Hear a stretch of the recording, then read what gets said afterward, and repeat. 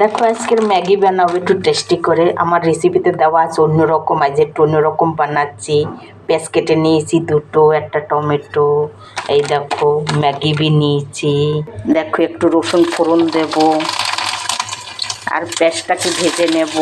দেখো পেঁয়াজটা একটু ভাজা ভাজা হয়ে গেছে।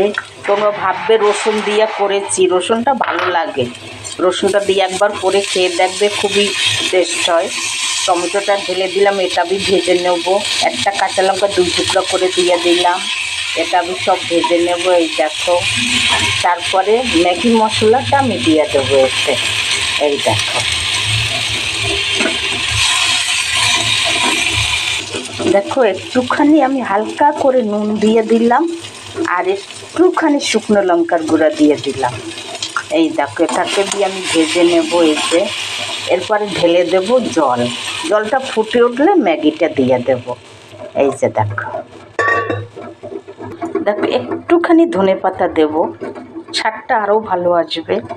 দেখো জলটা গরম হয়ে গেছে, আমি এবারে ম্যাগিটা ঢেলে দেব। তোমরাও একবার এরকম করে খেয়ে দেখবে, রসুন ফোড়ন দিয়ে খেতে খুবই স্বাদ হয়। এই দেখো, দেখো আমার ম্যাগি হয়ে গেছে, এবারে নামিয়ে দেবো। বেশি শুকাবো না, তাহলে স্বাদটা ভালো আসবে না। এই দেখো, এরপরে দেখো এতে একটা ডিম কেটে নাও। এই যে ডিম সেদ্ধ করে একটা ডিম কেটে নাও, আর একটু উপর থেকে ধনেপাতা দাও, আর খুব সুন্দর করে বাচ্চাদের দিয়ে দাও।